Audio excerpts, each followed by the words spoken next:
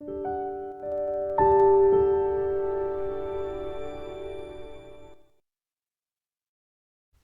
people, in this video, let us look at what fever is. Okay, first of all, let's define fever.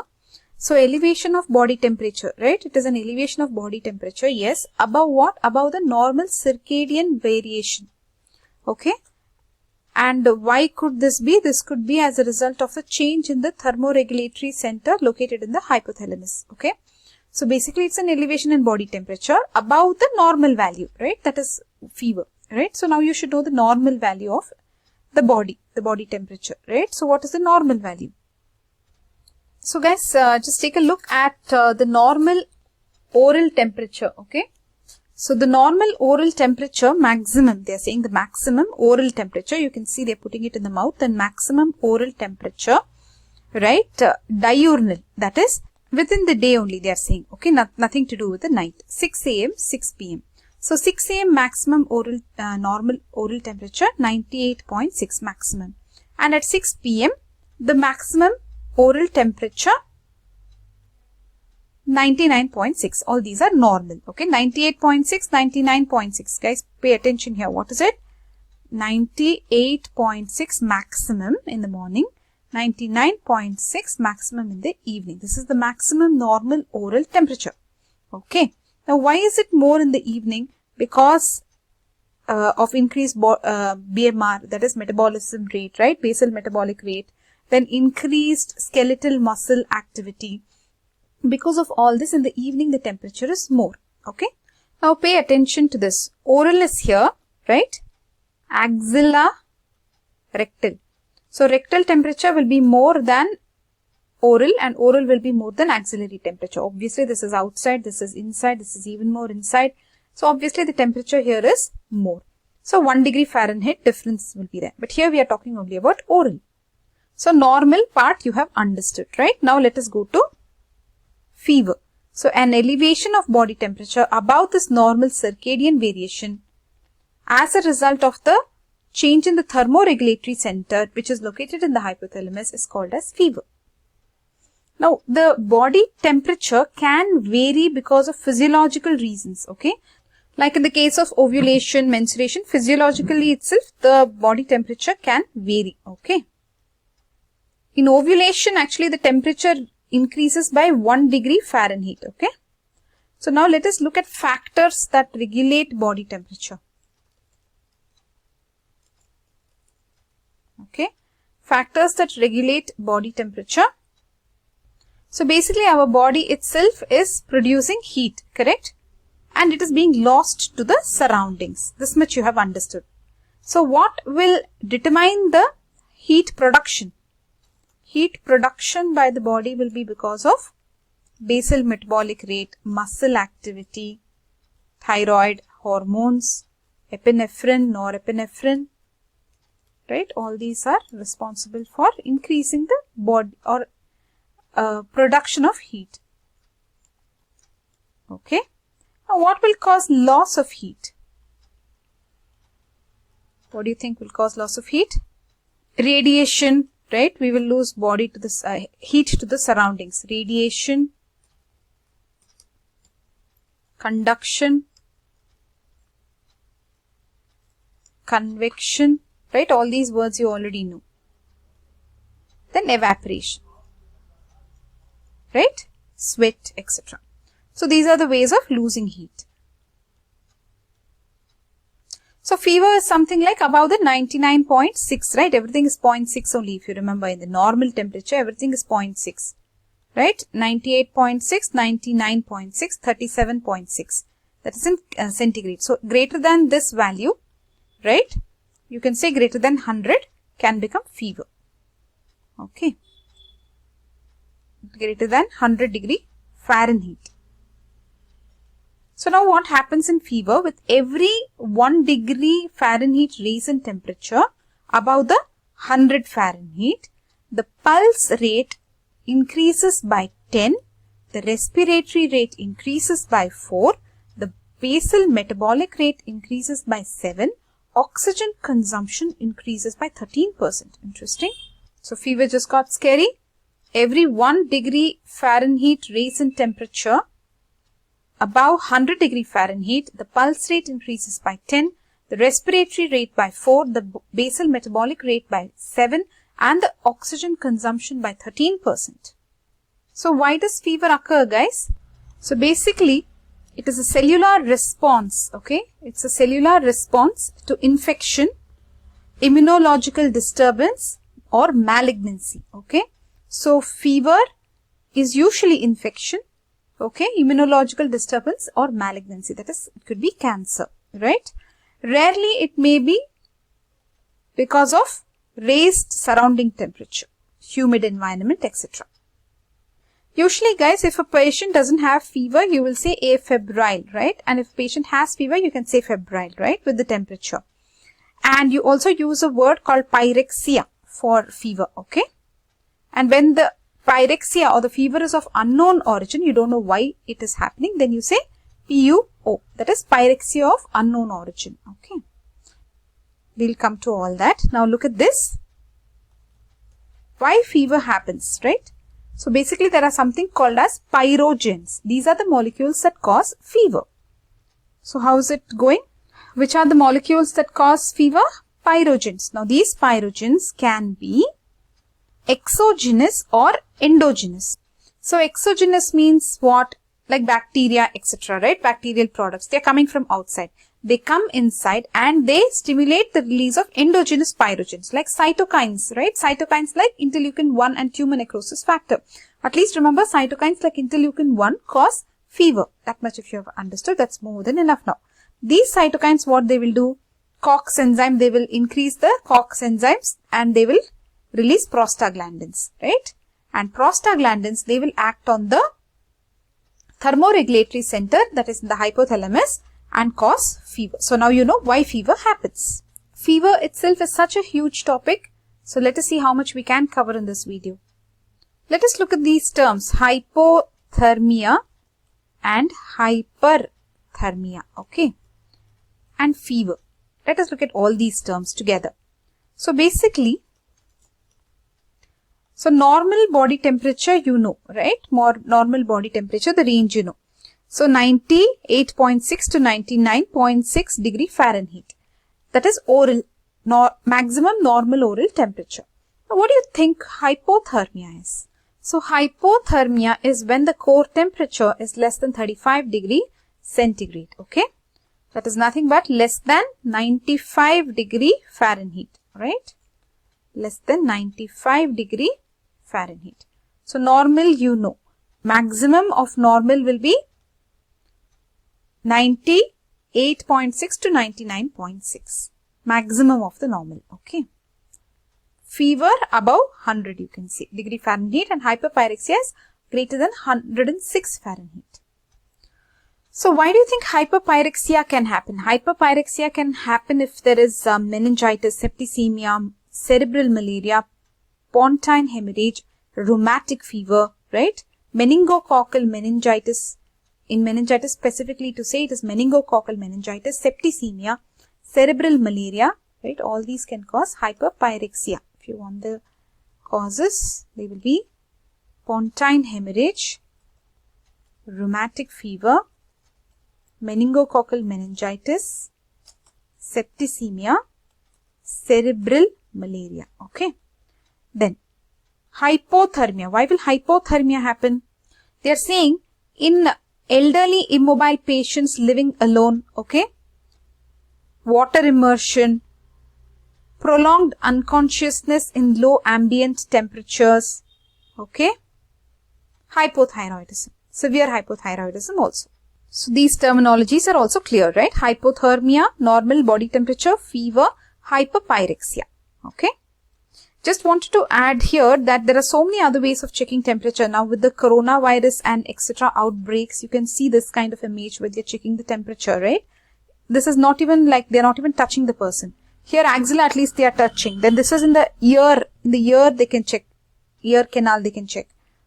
Oral, rectal, okay? Hyperthermia is yet another term, guys, where here they are saying the thermoregulatory center is absolutely fine. It's just that the body is not able to control the heat. So excess heat because the body is unable to lose heat. That's all. Okay. So that is hypothermia. Hypothermia, where body is losing heat. HyperThermia, where body is not able to lose heat. The thermoregulatory center is unchanged. Okay. That's what you should understand, the difference between hypothermia and HyperPyrexia. So hyperthermia happens in heat stroke, malignant hyperthermia, right? Abnormality of the skeletal muscle. Okay. So the sarcoplasmic reticulum in the muscle, it is unable to store calcium ion. So that there will be some activity which converts ATP into ADP and it will release heat, thereby it will produce hypothermia. Okay. Then one more is neuroleptic malignant syndrome. Okay, where there will be muscular rigidity, autonomic dysregulation, hypothermia. This can be drug induced, guys, because of haloperidol, etc. Then you have drug induced. So like some tricyclic antidepressants, MAO inhibitors, atropine, amphetamines, all these can cause hypothermia. Then thyrotoxicosis, pheochromocytoma,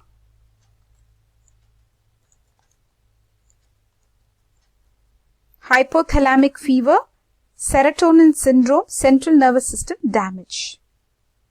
So guys, it looks like fever itself is such a huge topic that we can cover a lot about it. So let's just look at two more things here. Fever pattern types. Okay, the types of fever based on the pattern. Okay, we can also look at fever types based on the onset, etc. Then we can look at what PO is, that is pyrexia of unknown origin, right? Also we can look at the treatment. And so first let us start off with this one, the patterns of fever. So you have continuous fever, right? So temperature will remain elevated without touching the baseline, right? So continuous will be something like this, guys. Okay, something like this is continuous fever. Then you have, in continuous fever itself, just look at this.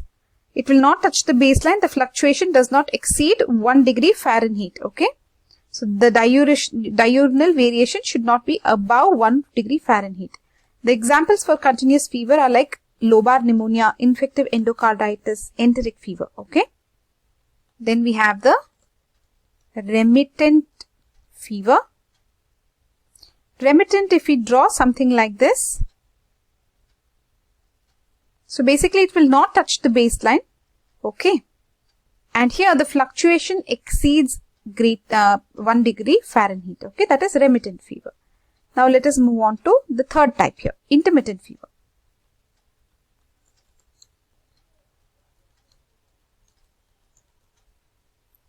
Now intermittent fever, let us say this is itself the baseline. Intermittent fever touches the baseline. Okay, so it touches the baseline. So that is intermittent fever. Now let us look at relapsing fever. Relapsing fever means the febrile episodes are separated by normal temperature for more than 1 day. So normal temperature, the febrile episode, and then the normal temperature will be greater than 1 day, right? So the normal temperature greater than 1 day. So this is relapsing fever. So in this you have heard, right, in malaria and all, tertian fever, right? So basically the first and the third day, tertian fever, right? So 1 day gap in middle, no fever. So in this itself you have so many types, tertian fever, quartan fever, right? Quartan fever. Then you have saddleback fever, Pell-Epstein fever, Borrelia infection and rat bite fever. So a lot of types of fevers are there, saddleback fever, etc. Example here is dengue for saddleback fever. For tertian and quartan, it is malaria. So tertian is Plasmodium vivax and Plasmodium ovale and Plasmodium falciparum. Quartan is only Plasmodium malaria. So you need not know this actually. Anyways. So these are the types of fever based on the patterns, correct? You should also have stepladder fever, guys. Like in typhoid, you have stepladder treatment, fever, right? It will not touch the baseline.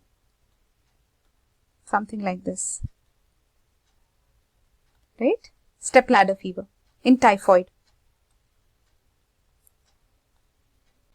Fever can be sudden, right? It can be acute, it can be chronic, right? And it can be subacute also. So acute will be less than 1 week. Chronic will be greater than 2 weeks. So subacute is somewhere in between. So let us look at what other topics are left now. PO, pyrexia of unknown origin. Pyrexia of unknown origin means persistent fever for more than 3 weeks, they are saying here. Okay. So greater than what? 101.2 degree Fahrenheit for more than 3 weeks and defying 1 week of evaluation. So basically here they don't know why it is happening. They are not able to specifically say what it is. So here, what and all can it be? So here it could be tuberculosis, right? It could be tuberculosis, it could be malignancy, it could be a collagen vascular disease, etc. So usually it will be infection, then they are saying it is malignancy, then collagen vascular disease. Which are the malignancies like Hodgkin's disease, leukemia, non-Hodgkin's lymphoma, hepatoma, renal cell carcinoma, so many types of carcinomas. Now next topic here, treatment for fever. Fever, what will you treat with? Antipyretics, right? So what are antipyretics? Simple paracetamol. Then you have NSAIDs like aspirin, etc. Diclofenac, ibuprofen, right? So many NSAIDs. Next. Then what happens if there is fever with rash? What are the differential diagnoses? This is called as, rashes are also called as exanthemes.